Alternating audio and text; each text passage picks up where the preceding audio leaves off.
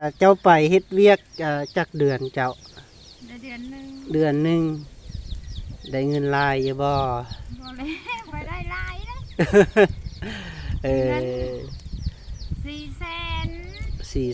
400,000บัดตอนแรกเพิ่นให้500,000ค่ะรถค่าเรือมาเลย400,000ก็บ่ได้มีเหตุผลหยังดอกไปเข้าคลินิกก็หมดเด้มื้อนี้ก็อ้าวเจ้าไปทำงานเดือนนึงได้แต่400,000กีบบ่เดือนนึงเพิ่นให้บ่ฮอดเดือนกะเพิ่นของนั้นเพิ่นให้500,000บ่ฮอดเดือนซ้ำเงินเพิ่นเอาให้นะแต่ขอมาว่าอ้าวจะเป็นหยังจะมาข่อยคิดฮอดผัวข่อยคือว่านี่แหละอ๋อผ่านฮอดผัว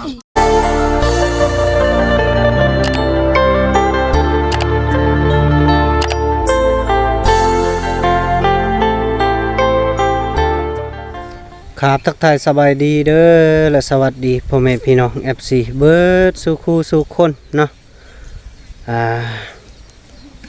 สำหรับมื้อนี้เบาแก้วก็มาหาน้องๆเพิ่นอีกกะน้องๆได้ยินข่าวว่าน้องๆเพิ่นก็ได้แม่เพิ่นกลับมาแล้วเนาะพี่น้องเนาะกลับมาแต่ไปทำงานว่าซั่นแต่ว่ากลับมาแล้วเนาะพี่น้องเนาะที่ว่าไปหาเงินหาคำมาปัวพัวเนาะพี่น้องว่าซั่นสักพี่น้องเนาะถ้าว่าเบาแก้วก็มาสิมาทับทามเนาะเป็นจังใดเรื่องราวเนาะเพิ่นไปจักมื้อเนาะหรือว่าจักเดือนเนาะแล้วก็เบาแก้วก็สิมาเบิ่งอีกเทื่อนึงเนาะพี่น้องเนาะเอาโอเคเนาะพี่น้องคือว่าติดตามชมไปนำกันเนาะสองเบาแก้วซะแนวคือเก่าพี่น้องเอ้ยตัวนี้ก็ได้มีแต่ว่าเบาแก้วก็สิมาเบิ่งเนาะเป็นจังได๋ก็ทักทายเพิ่นเนาะกะปีใหม่วันใหม่แหละพี่น้องเนาะ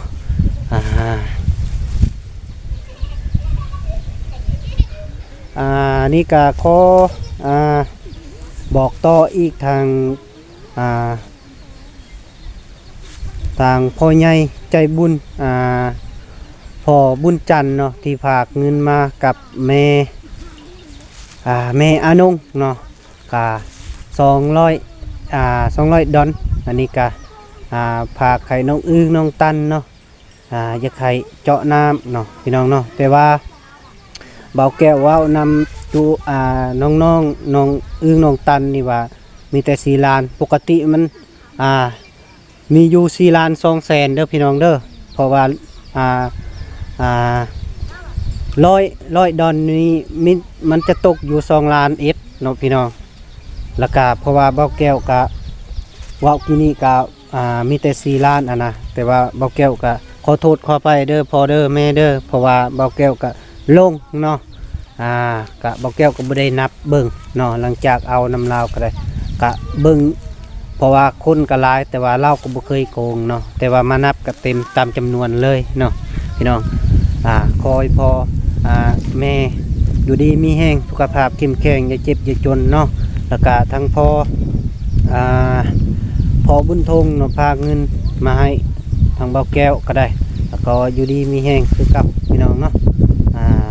หลายๆคนเนาะที่พาเงินมานี่ก็พออยู่ดีมีแห้งเนาะโอเคเนาะพี่น้องถือว่าเบาแก้วสิเข้าไปหาเพิ่นเลยเนาะจะพื้นที่นั่งตอนนี้ก็ได้เนาะชึบสบายดีเด้อสบายดีปีใหม่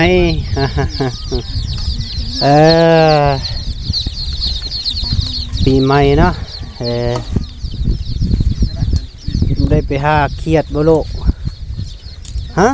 เจ้าเฮ็ดหยังน่ะเจ้าล่มยังคือล่มดึงวาวแล้วล่มโอ้เจ้านี่เนาะจะไปเสริมหน้าใหม่บริคักเลยแบบนี้ไปเสริมหน้าใหม่เนาะงามคักอีหลีแบบนี้เลยน้ำเบาก็อยากได้อยู่คันแบบนี้ก็ได้เนาะไปดีเด้อสบายดีป้าลุงเด้อไปดีเด้อแม่เด้อ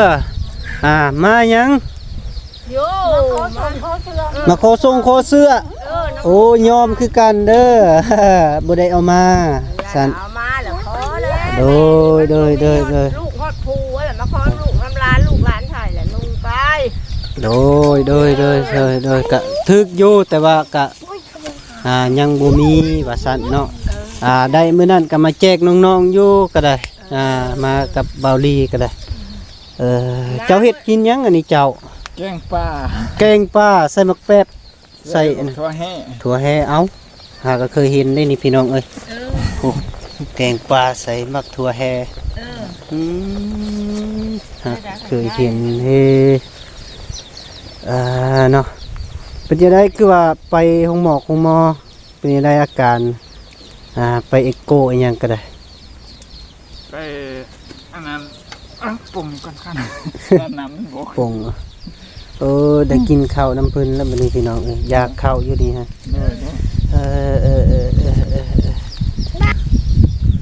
ไปกวดแล้วเพิ่นว่าในใดเพิ่นว่าเป็นตับ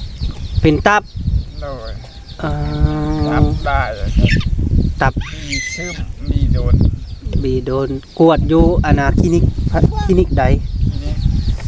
ฐานหม้อน้องเมธอยู่อยู่เทิงพี่เบาะหรือว่าทางเข้าห้องหมอนี่ทางเข้าห้องหมอบ่โดยเสียเท่าไรนะไป4,500,000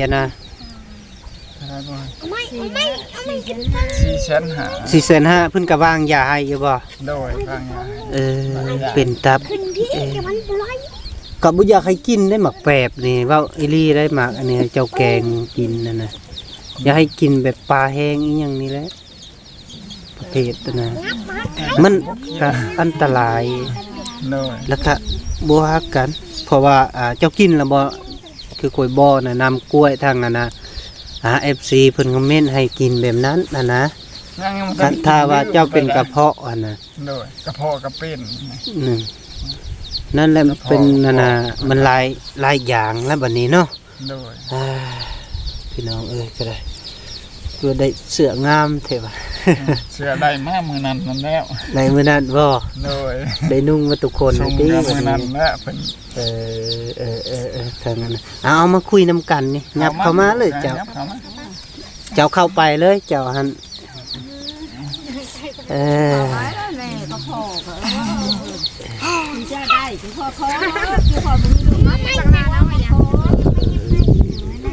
มานั่งน้ำกัน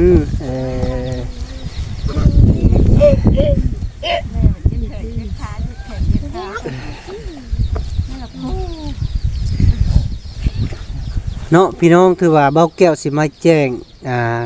กะข่าวดีทั้งอายพื้นเนาะถือว่าตอนนี้เมียเราก็กลับมาตอนนั้นเราก็เงาง่อย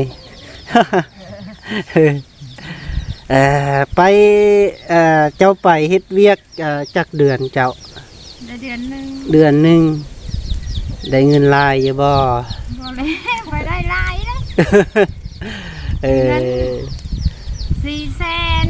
400,000บัดตอนแรกเพิ่นให้500,000ค่ารถค่าเรือมาเลยเจ้าไปเฮ็ดอยู่พังไทยเฮาเพิ่นบ่บ่แล้วพออยู่ในสวรรค์เอาคือมีค่าเรืออีกข่อยหลงไปก่อนค่ารถนั่นแหละค่ารถน้อยค่าเรือโดยบ่เป็นหยังก็บ่เป็นหยังอยากถามซื้อได้เงินมาเจ้าสิเฮ็ดหยังสิเฮ็ดเทือนบ่มันก็บ่เป็นเฮ็ดหยังแหละความเจ็บความเป็นมันติดตูกันอยู่แนวนี้โดยบ่ได้มีหยังเกิดขึ้นดอกสิยมสิยาให้กันกินโดยเงิน400,000นั่นก็บ่ได้มีเหตุผลหยังดอกไปเข้าคลินิกก็หมดเด้มื้อนี้ก็เจ้าไปทำงานเดือนนึงได้แต่400,000กีบบ่เดือนนึงเพิ่นให้บ่ฮอดเดือนกะเพิ่นของนั้นเพิ่นให้500,000บ่ฮอดเดือนซ้ำเงินเพิ่นเอาให้นะได้ขอมาว่าจะเป็นหยังจะมาข่อยคิดฮอดผัวข่อยคือว่านี่แหละผ่านฮอดผัวข่อยว่าว่าเพิ่นว่าเมื่อกับเมื่อเพิ่นว่าเลยเพิ่นให้500,000กีบ500,000กีบบ่เจ้าไปเฮ็ดเป็นวันหรือเป็นหรือว่าเฮ็ดเมาบ่เอาเฮ็ดบ่ได้เฮ็ดเวียกอีหยังเจ้าไปเฮ็ดโอ้ยทงยางเจมโบกเฮาเลยไปล้างนะไปเอา ล่างไปผับไปหยังหั่นนะ มันใหญ่แต่แกคนเดียวบ่ได้อ๋อโดยโอ้เวียกหนักเนาะนั่นเนาะแกไปคนเดียวบ่ได้ โอ้ก็เดียวว่าไปปลูกแบบไปสกัดบักพริกกินหยังนี่บ่นี่ก็เขาว่าน่ะได้หักคนมันบ่ได้ไปมันไก่ไปไปน้ำหมูสวนว่าโอ้พอได้โตของแนวครอบครัวโตบ่มีว่ามันไปแหละหมู่ละแยกทางเนาะบัดนี้ไปอยู่คนเดียวไผกะดำคุณดำไดเลยจะไปน้ำไผแน่กับน้องอีหยังเกาะภูอนาคัมพานี่บ่น้องแป้งบ่โดยน้องแป้งอยู่ต่างอยู่ต่างแต่ว่าไปพร้อมเดียวเนาะไปพร้อมเดียวกลับมากับพร้อมเดียวมีแต่จุบ่มีโทรศัพท์ได้ไปนี่เนาะก็บ่มีโอ้พวกก็อุกแล้วโทรหาเมียก็บ่ได้บัดนี้บ่มีเนาะมาคบหน้าคบตาเนาะวันนี้เนาะก็ดีใจนำนะถือว่ามาเบิ่งเนาะพี่น้องคือว่าเอื้อยเพิ่นไปหาเงินเนาะแล้วก็ได้เงิน500,000กีบว่าซั่นแล้วก็ไปคลินิกเนาะเอาพวกไปคลินิกไปกวดแล้วก็400,000ปลายเนาะเบิดแล้วเพิ่นว่านะบ่มีแล้วเงินนะ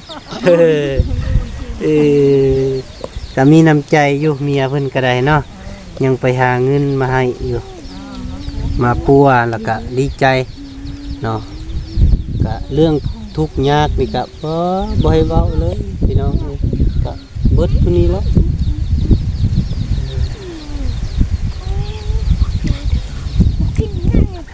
กินข้าวบ่อยากกินข้าวบ่ลูกกินข้าวบ่ลูกอยากกินข้าวบ่กินข้าวบ่บ่อยากบ่อยากไม่เคยกินเรื่องของเราเนาะอันบ่กินมานั่งน้ำคนบ่ได้ไปขุดเขียดบ่เนาะบ่ได้ไป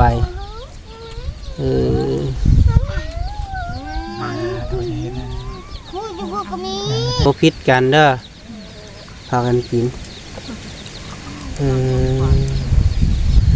ผู้นั้นแม่เจ้าบ่ป้าผู้นั้นเด้น้ำปลาคือคุณได้เจ้าฮะก็เคยเห็นเจ้าเนาะแม่นน้าบ่าวก็มันหลายเคสแล้วก็บ่อยากจื้อแน่ไปก็ได้แม่น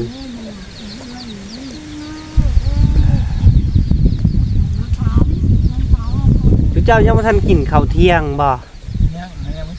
ยังเนาะกะกำลังเฮ็ดกินพอดีค่อยก็มาตัดไป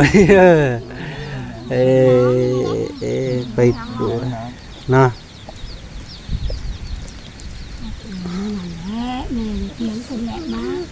เขาเดียวว่าไป 4-5 เดือนโย่คือโดน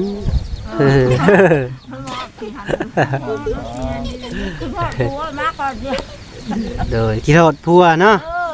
เร็วมาเลยพัวมันเลี้ยงลูกเนาะตะมุตะมิผู้เดียวอยู่เฮือนโดยกับบัวกันเนาะเรื่องห้าเงินเนี่ยก็ห้ายากแต่ว่าใส่เป๊บเดียวที่นี่ได้เงิน10 ล้านมื้อนึงกะบ่ค้ำซ้ำนะพี่ใจคันบ่หาลีรอได้ก็โอ้ยก็บ่อยากรอดค่อยลูกผู้เดียวก็ยังบ่อยากรอดคือกันเพราะว่ามันก็หานี่หานั่นเพิ่นก็กินข้าวนมเก่งแน่นะก็บ่ติเพิ่นดอกก็ลูกค่อยก็ได้กำลังยากกันนะแต่เก่าโอ้บ่กินตอนนั้นน้อยซื้อก็บ่กินหักเดี๋ยวนี้ไปได้ไปซื้อกินบ่เบิดแล้วก็ทิ้มฉันให้มันกินนะผู้เป็นพ่อเป็นแม่ก็ไม่ได้ว่ากันลูกกิน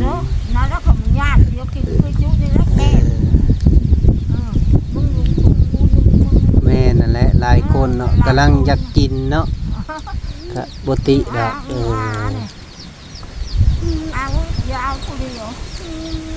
คอยเดี๋ยวขอกระชากนานเอาลูกมาผัวคิดผมถึงเนี่ยไม่ขอเอาลูกผัวมันทรมานตะกงเนาะ เจ้านะ อ อยู่ผู้เดียวบ่เจ้า อยู่กับหลานและหลานก็ผัวป้า หลาน หลานลูกเอ้ย อยู่ไสเถียงเจ้าพวกปะหลานเจ้าพัวปะบ่เราอยู่บ่ดีนี่นะ แล้วอยู่หากินได้ลูกแล้วก็เอิ้นตามนี่ค่ะ ลูกเราผู้หญิงบ่ ใช่ทำเอาขนมมาก่อนนี่เลย โอ้ ตายลูก เราเป็นแม่ห้างบ่ดีนี่ แม่ห้าง แม่ห้างลูกนึงเนาะ ลูกหนึ่งลูกสองลูกสามแล้วลูกพันลูกเอ้ย อ๋อ ของผัวผัวก่อนป้าผัวดีกับป้า โอ้คือปะสาเหตุหยังคืออยากปะ ยักษ์เลย มิติปะตลอดปะโต ตลอดสาเหตุทุกข์ยากนั่นแหละเขาอยู่น้ำตลอด เอ กิน อ นา เด้อ พ่อได้แต่กินข้าวอะลูกบ่พ่อได้ครับได้ขาย ลูกนั้นได้ไผได้เคยเนาะ ได้ไผ่ได้เคย ได้ลูกได้ผัวเนาะ ลูกหัวก่อนนะ ลูกผัวนี่นะยังน้อยทำมีไง อืม แล้วคุยแล้วลูกผัวนี่นะ ลูกหัวนี่นะจำนี้ ลูกหัวก่อนนะ ท้อง แล้วสองลูกชายอาเมียละป้า เลย ป้าก็อยู่ในเฮือนน่ะเฉลยเฉลยยังว่าได้บ่พอได้ผลได้อีกดอกว่าแต่ลูกว่าแต่หลานนี่คือ อืม หากินได้แม่หามาในหม้อในแหกไว้ให้เขา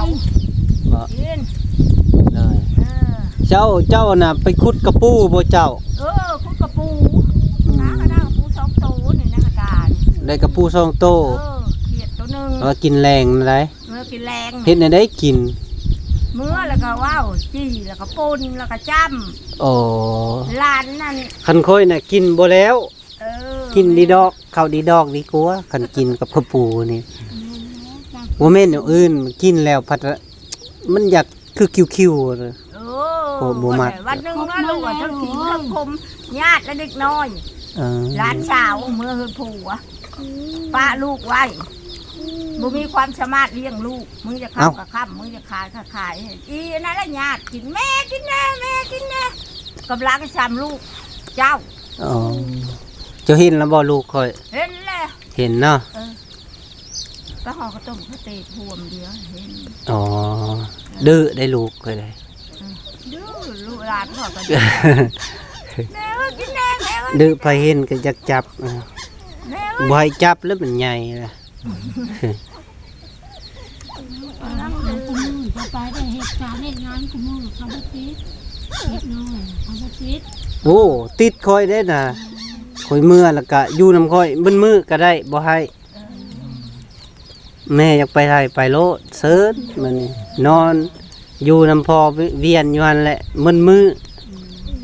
ญาติกินแล้วกระปูเนี่ยก็กินแล้วแม่ พอสิเมื่อคายก็บ่ให้เมื่ออยากอยู่ อยากเบิ่ง TikTok อยากลิ้น TikTok ได้เพิ่นลง TikTok ตลอดได้ กูเป็นเจ้านายด้ะ อืมเป็นเจ้านาย เจ้านายเลย ไผอยากเป็นเจ้านายบ่เจ้าบ่ลูกจะเป็นเจ้านายมันเนาเป็นหยังมัน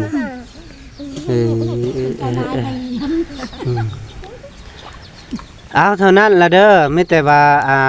สิเอาผู้นี้พาค่อยไปเบิ่งอันน่ะเบาหยังเว้าเก่งๆอันนี้ บาวุนมา บุญมาบ่ มา เว้าตลกคือเมาเหล้าหั่นน่ะ โอเคติพานาบ่าวไปเด้ออืม บ่ได้ยังบ่ โดยเอาขออยู่ดีมีแห้งเด้อปีใหม่พาใหม่สุขภาพเข้มแข็งอย่าเจ็บอย่าจมเด้อพี่น้องเด้อ ได้แม่ เอาจบกันเด้อเลย